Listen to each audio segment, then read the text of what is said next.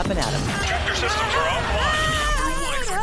offline. We are Beyond FM. Beyond FM. The future of broadcasting is here. Up+Adam with Adam Montiel. It's community content from Concentrate. It's Up+Adam with Adam Montiel. Some say life is where it begins. Straight to the stars is where it ends.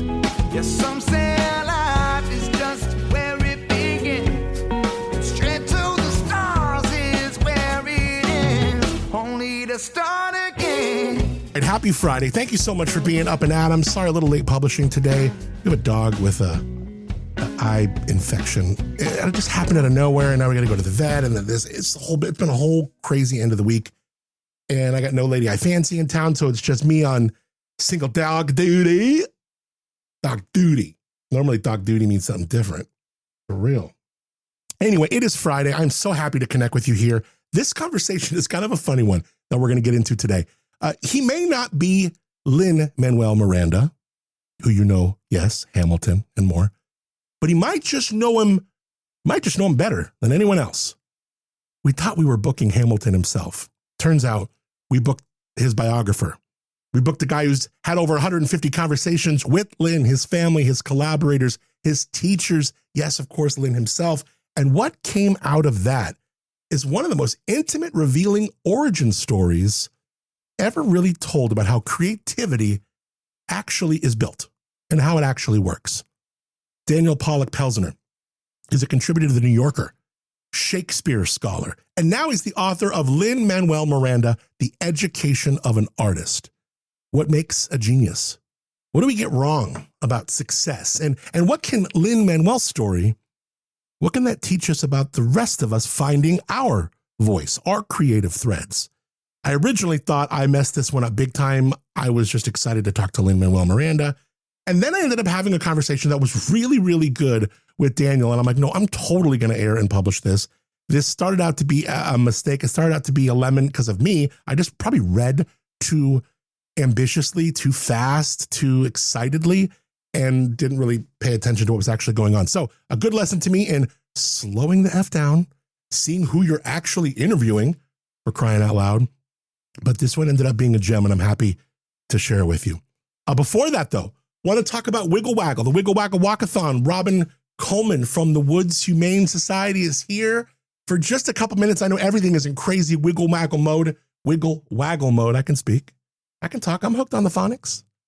Robin, it's so great to chat with you. Thank you so much for being here, for being Up+Adam.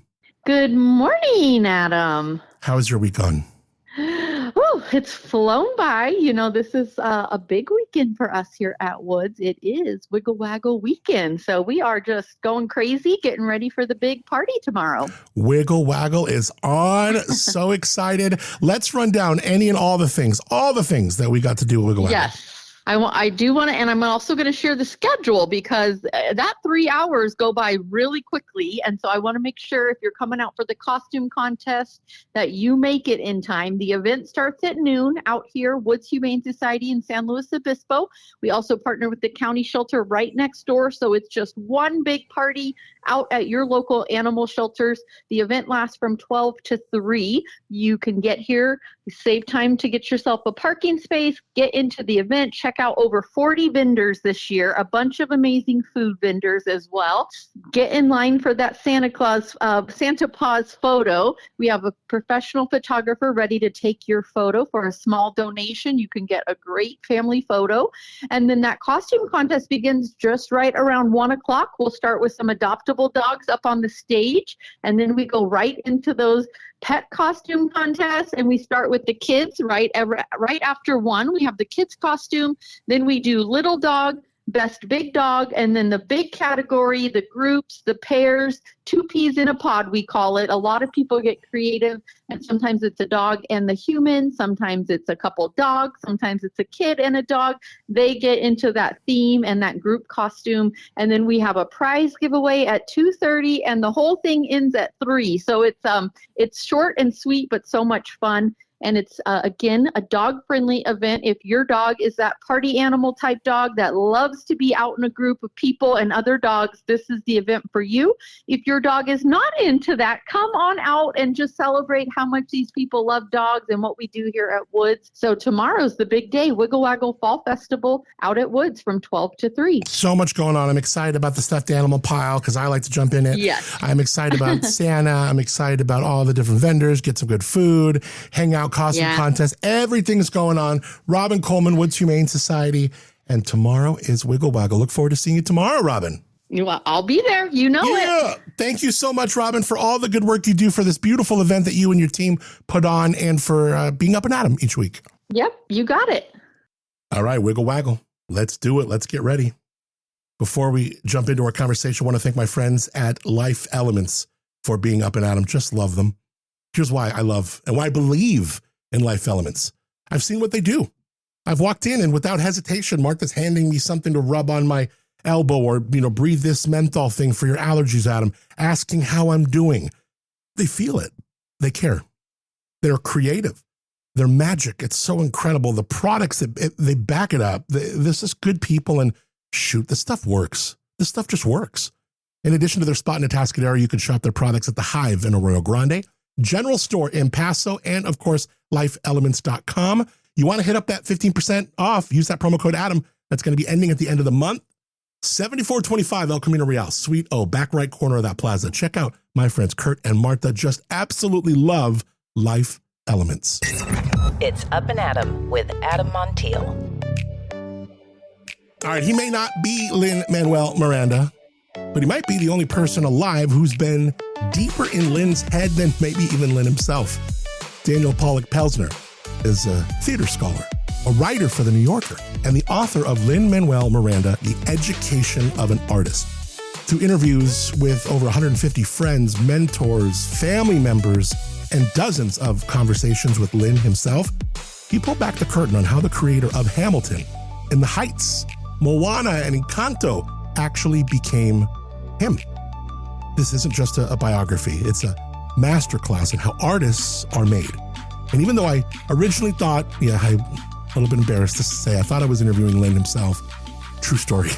I'm so glad I got a chance to meet Daniel instead.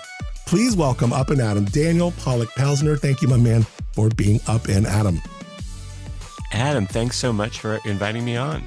So often we treat artistic genius like lightning, right? Something that just kind of strikes. But your book makes a real powerful case for something a little bigger but a little quieter. That genius is often built, not born.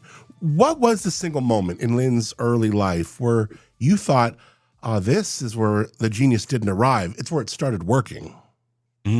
I love it that you frame it that way, and that's absolutely true. I mean, Lin-Manuel's a guy who's been wanting to write songs and make movies and tell stories since he was 6 years old, and his dad brought home a camcorder, and he started making stop motion videos with the Coke bottles on his desk. But by his own account, and according to all his classmates I interviewed, he had this burning desire to make the art, but he was not the best singer. He was not the best writer. He was not the best composer among his cohort. But he had by far the steepest learning curve. He just wanted to work with everybody who had talent at his school. He'd draft them in to write original scores for his home movies. He would enlist them to sing songs that he came up with. And I think the real turning point was when his high school girlfriend took him to see Jonathan Larson's musical Rent for his 17th birthday. And that was the first time that he saw a show on Broadway that sounded like the music he liked to listen to on the mixtapes that he and his friends were making for each other. And that inspired him to write his own first original musical. And it was kind of a crazy, silly experiment. It was called Nightmare in D Major. It was the story of a fetal pig who comes back seeking vengeance on the student who dissected him in AP Bio class. Oh my God. But it was the world that Lin-Manuel knew, and even though he could only play a couple of chords on the keyboard, his classmates can still sing Pig, I am just a fetal pig. I am not very big, so why did you cut me up in bio class? Is getting a good grade worth me getting slayed? And he says, because he couldn't play that much, like anything that came out of his fingers had to be simple and catchy. Yeah. And you could start to see him like alchemizing his own world into art that other people would enjoy. That's so interesting. And I have a question next actually on collaboration. But first I want to ask you, you describe Lin as like this, Lin-Manuel Miranda as like a sponge, a relentless absorber of pop culture, theater, music, language. What was maybe the weirdest, most unexpected influence that you uncovered that found its way into his artistic DNA? You're absolutely right. Everybody describes him as a sponge. And here's something that I would not have expected to find in his absorbing kit: grunge rock music. He wrote a grunge rock jukebox musical when he was in his junior year of college. He started with Pearl Jam's song Jeremy and imagined a whole story around this kid who feels alienated and isolated and ends up becoming a school shooter, which is, a new sort of horrifying reality in the late 90s.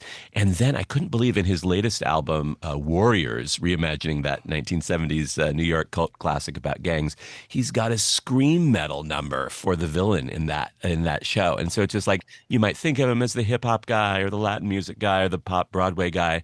And here's this crazy, grunge and scream metal that's coming out of him too. When you touch on things like collaboration, Daniel, one of the things that jumps out from your book is how Lin's real superpower might not be the inherent talent, but it might be collaboration. When did you discover about how he learned to collaborate, not just technically, but really emotionally diving in? Ooh, yeah, that's a good piece to put your finger on. And I loved one of my friends read an early draft of this book, and she said, what you're arguing, Daniel, is that artistic genius is a team sport. And I thought, oh yeah, that is exactly right. Wow. And I loved going back and talking to Lin-Manuel's friends from even back in high school and learning how he learned to collaborate in real time. So he wanted to make this movie when he was a freshman, sophomore, called Clayton's Friends, that was going to be about a bunch of buddies, and each of them gets picked off by the villain who uses like martial arts moves to knock them down. And finally there's a big battle and they survive. And he wanted his friends to come up to his house way, way up 207th Street in northern Manhattan, 2 hours from where they all lived, to come up every weekend and make this movie with him. And at first they're like, okay, this will be fun. And Lin's Abuela Mundi will make egg sandwiches for us and we'll have sleepovers. And then a couple months in, they're like, really? Again, we got to come up to Lin-Manuel's house to work on this movie? And one of his friends was like, I've had enough. He went to summer camp. And when he arrived at summer camp, he found this angry letter from Lin-Manuel awaiting him saying, how dare you abandon Clayton's Friends to go off and, make s'mores in the woods? What kind of friend are you? His friend thought that his relationship with Lin-Manuel might be over. But then a week later, this friend told me, he got another letter from Lin-Manuel apologizing for the first letter and saying, I'm so sorry. Our friendship means more to me than this movie. I would be a jerk and a bad director if I told you off for doing what was important to you. Have a great time at summer camp. We'll finish the movie when you get back. And that's exactly what they did. And I love that you could see young Lin-Manuel making a mistake, being a jerk to his pal, and then realizing who he had to actually be the kind of person that other people wanted to make art with, which is how everybody describes him now. Yeah, I did theater in high school, and God, theater kids are so extra, aren't we? Little extra we are. You are naming it. I mean, when Lin-Manuel directed West Side Story his senior year, he declared it National Mambo Week. And he brought in Latin snacks, and he brought in his dad to teach these non-Latino classmates how to say huepa, muévete. And he would do dance break warm-ups. His co-director nicknamed him Butt Brain because his hips were always swiveling. And it was totally extra, and it was the most fun thing that anybody was doing at the school. Well, if you flip the script on that, what do you think his collaborators would say it feels like to be in a room with Lin when something just clicks? What does he like to collaborate with, you think? Chiara Allegria Hudes, who wrote the script, the book for In the Heights, their first musical, describes Lin, once he's got an idea, she's like, he won't even sit down. He just perches with his butt like hovering above the couch. She called it excited kneeling. And he's just buzzing with enthusiasm to share the work. And his pals describe him as like he's the guy who keeps the energy alive in the room. He's the guy who keeps the ball in the air. And when one of his collaborators on another musical called Bring It On told me, the process gets long. This particular collaborator was getting down, and Lin just took him aside and said, "Hey, man, we need to be the energy in the room." He's the one who brings it there. And then sometimes he couldn't do it. He got sick in the run up to In the Heights. One of his friends remembers him face ashen, devastated he wouldn't be able to go on stage. And they all knew what Lin-Manuel did for them, so they did it for him. They brought him the tea, they brought him the herbs. His understudy went on, and something I hope people take away from this is this sense that, like, I think we often feel like great art emerges out of trauma, of conflict, even hostility, sometimes toxic behavior. And Lin-Manuel's really dedicated his career to showing, like, you can create really great work, even work that depicts conflict, out of a truly supportive and collaborative process. Now, Lin insisted, Daniel, that you speak with his mom first because in his eyes, she was the person, really the first one that really truly saw him as an artist. What did Luz Miranda reveal about her son that no spotlight, no stage, no award even ever could? You're right. This was something I hadn't known about Lin-Manuel. He was a deeply sensitive child. His parents remember him just crying if the news was on, crying at the chord changes in Bridge Over Troubled Water. He'd say, "That song is too sad, turn it off." And his dad wanted to toughen him up, didn't want him to get bullied at school, got a little boxing puppet to try to teach Lin-Manuel how to stand up for himself. But Lin-Manuel would just hug the puppet and say, "No fighting." And it was his mom, Luz, who's a child psychologist, who told me that she saw her job as making her son feel that whatever emotions he was experiencing, whatever he was feeling, was okay to feel. She got him a book that explained psychology to children. It was called Transactional Analysis for Tots, TA for Tots, that said your feelings are as real as your big toe, and it's okay to have them. And she gave him a mantra that he still repeats to this day, which is, you want to be an artist, you're feeling these things. She would tell him, it's all grist for the mill. Everything that you're feeling, you can turn into art. It's all grist for the mill. And that, I think, really gave him a permission to not feel shame, not feel like what he experienced was a weakness, but actually to recognize empathy and sensitivity as a superpower that would allow him to stay open to whatever his characters might feel. And so his wife, Vanessa, describes him writing the last song for Hamilton, where Hamilton's widow is carrying on his legacy. And she goes into the room because she hears sobbing. And there is Lin-Manuel just bawling at his writing desk, writing Eliza's last words in Hamilton. And Vanessa said, do you need anything? Should I bring you some water? And he said, no, this is just how it's going to come out. But he has totally tapped into that emotional range because his mom gave him permission to say, hey, it's all grist for the mill. It's all grist for the mill. I love that. There's something pretty on brand about Lin owning the Drama Bookshop, a place where he once found creative shelter, kind of full circle, but still, moving forward. What does that space represent for Lin today, maybe creatively, emotionally, even spiritually? Yeah, so the Drama Bookshop is this shrine to playwriting in Midtown Manhattan, right in the theater district. And when Lin-Manuel graduated from college in 2002, some older alumni of his school, Wesleyan, invited him to meet them at the Drama Bookshop because they wanted to turn the musical that he wrote as a sophomore in college, In the Heights, into a professional show. And this group of guys had gotten space at the Drama Bookshop to turn its basement into a little black box theater in exchange for moving a lot of boxes and repainting the theater. So they had what no other fledgling theater company in New York had, which was rent-free space to put on shows.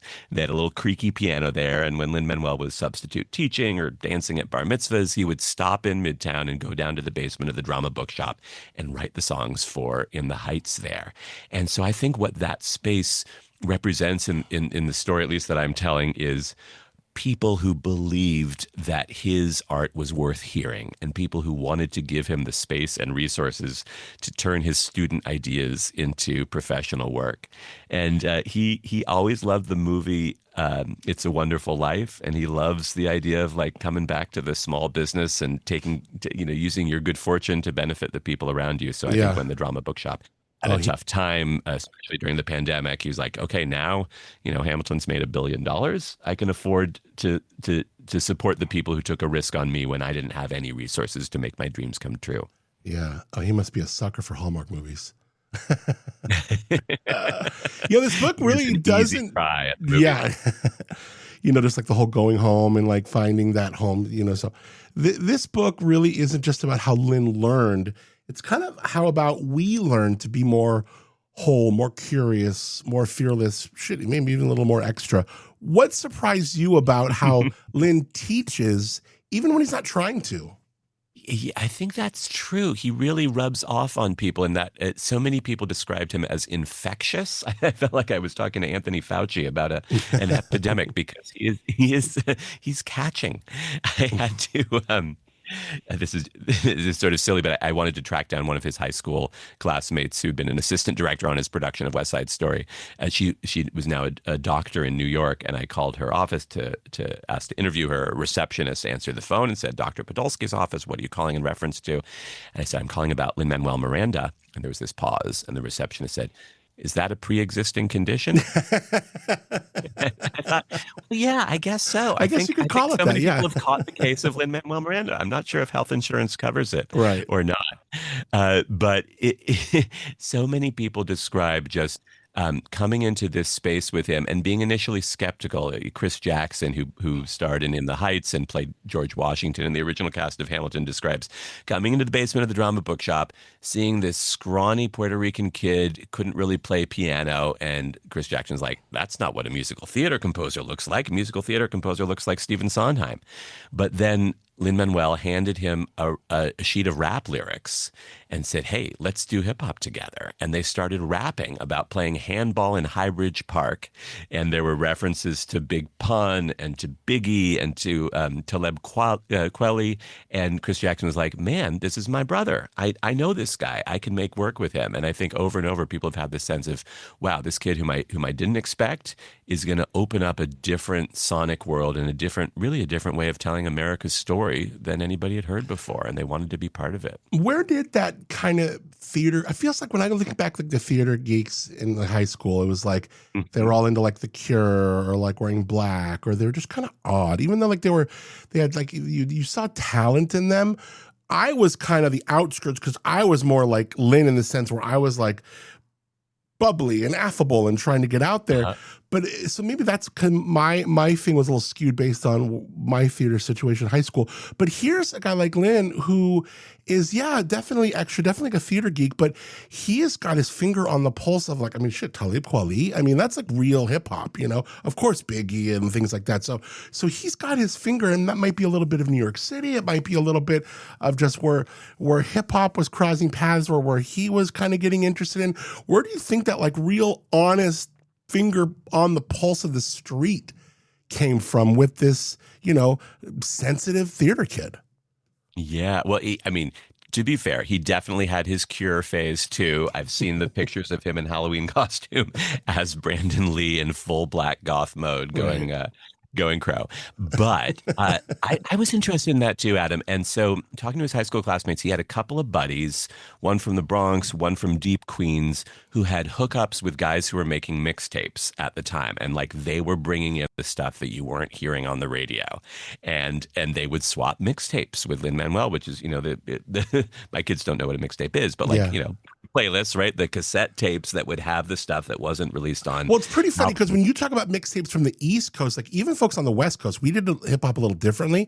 But when you talk about like an East Coast mixtape, you're talking about DJs and people that would literally like make these tapes, and then they would just kind of like get replicated, where it wasn't just like a song and a song. It was like a song mixing, and like these people were doing mixtapes like on the East Coast. It was like pretty profound. It was really remarkable like movement.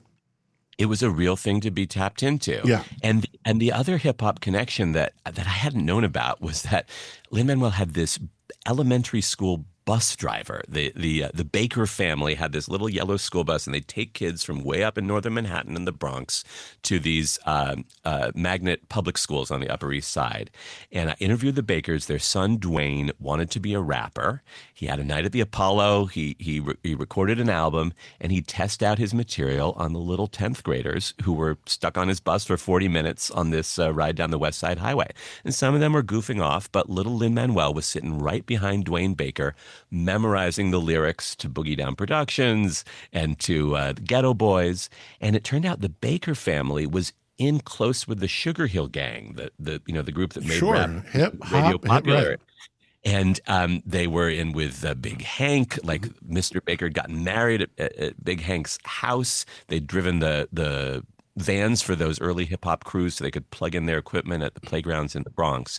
So Lin was getting this like firsthand hip hop education from Dwayne Baker as he's riding the same trajectory that hip hop itself took from these northern boroughs to the Upper East Side. And you can even see it in his report cards in fourth grade. He starts off, teacher says he's quite shy. Then he's riding with Dwayne Baker, and he comes in and he writes a Jack and the Beanstalk rap for his classmates. So he's drinking at the fountain. I can't imagine sitting across from Lin-Manuel Miranda, for you to sit across from him. Like, I don't know of any other person besides, I mean, not even his partner, his mom. You have so much on this guy. You understand him so fully and so well-rounded that when he sits across the table from you, it's got to feel like you know everything. It's like looking in a mirror for him.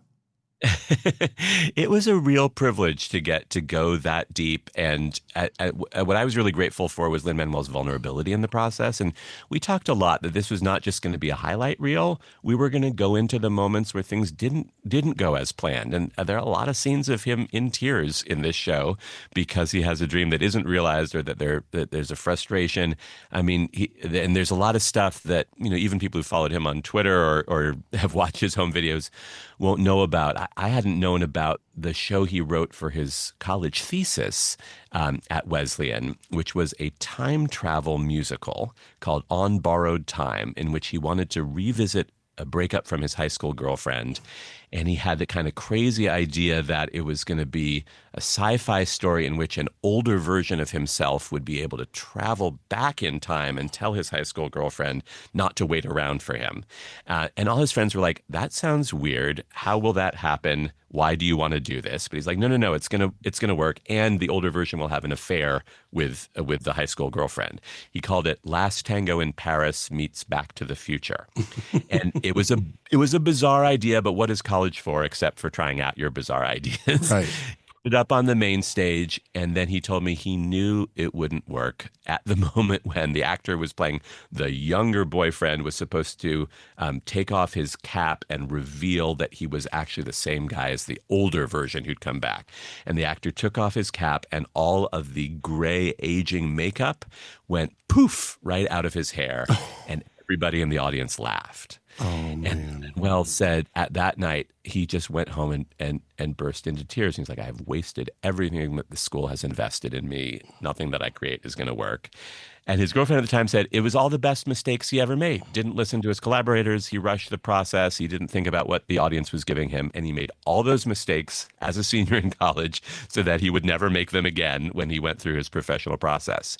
And so I thought, and this is not a gotcha book, but I thought it was really important. I was glad that Lin-Manuel was willing to talk about the low points as well as the high points, so that people who want to make art know that even their heroes go through the times we all go through of thinking, God, what I'm doing is not working. It's not as good as the work of art that I admire, but actually that's part of the process too. And you can learn from those moments to go on to make your masterpieces. And that really is what paints the picture as authentic. And I think when people see those struggles, it's part of the journey. And I think it also paints, a very illustrative picture of that resilience. And that's what makes it's what makes the hero in the story, in this case, a real true biography on someone. It makes it even more relatable, likable, lovable, I'm so curious, like when someone becomes a household name, especially, for a cultural juggernaut like Hamilton, it's easy to forget some of the stuff that you just mentioned, the messy stuff, the very human road that led to here.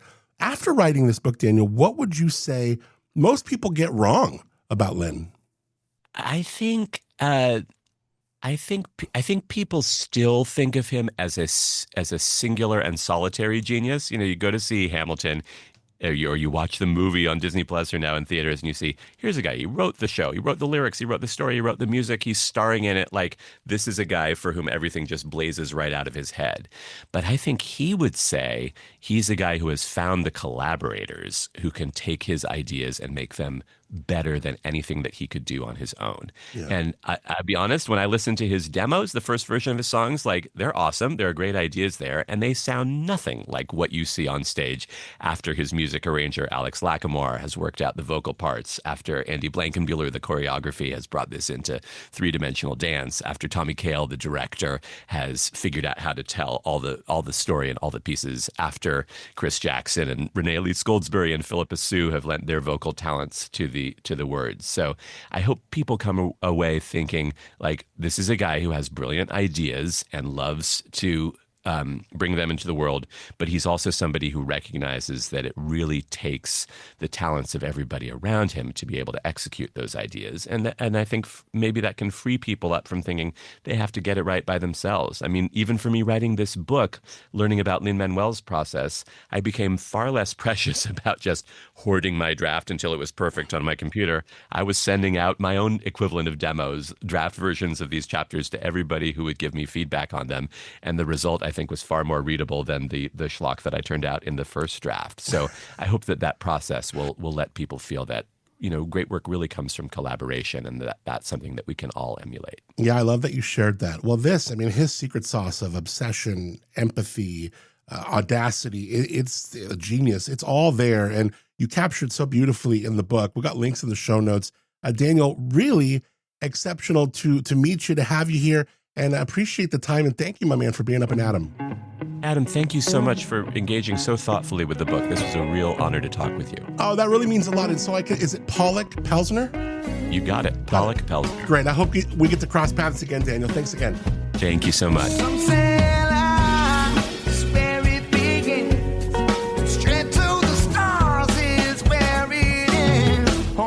Start again. Big thanks to Daniel for joining us. Links in the show notes. The book, The Education of an Artist, it's available wherever you love to buy your books. Get the audio book, do what you got. Do what you got to do. If you love theater, if you love creativity, or you're just someone who's trying to figure out how to turn your story into something that moves people, that really connects, this book belongs on your shelf or in your Audible account or wherever you read. So thanks, Daniel, for giving us the time. That was a beautiful mistake. I love that. Love when things happen like that. Meant to be. All right, we're going to get into the weekend. Let's go. Nothing holding you back. Into the weekend. Brand new episode of Where Wine Takes You, publishing later today with my friends from Paso Wine. Great chat. We talked, feel like lately on the Where Wine Takes You podcast, we've been interviewing a lot of, some young blood, some new brands, small brands, and don't get me wrong, I love it. Absolutely love it. But this episode, we're talking to two tried and true brands that are just consistently awesome. Caparone.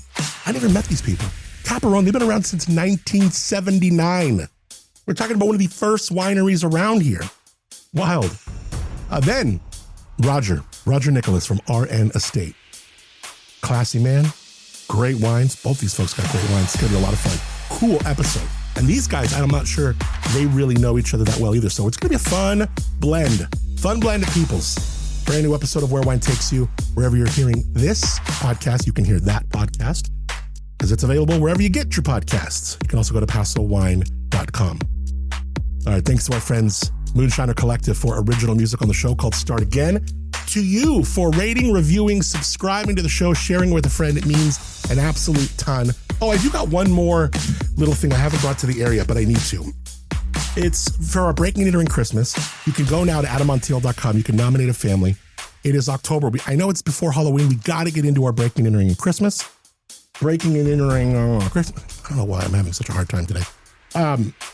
We got to get on this in October, and I know it's weird before Halloween, but it just makes sense. We want to get on this as early as possible. So if you do know of a family who, by all accounts, again, this year has been brutal to them. And Christmas, they're probably not even thinking about Halloween because it's too much of a stress. But Christmas is just not in the cards. I want to know who that family is. I want you to I want you to share with me what you know about them.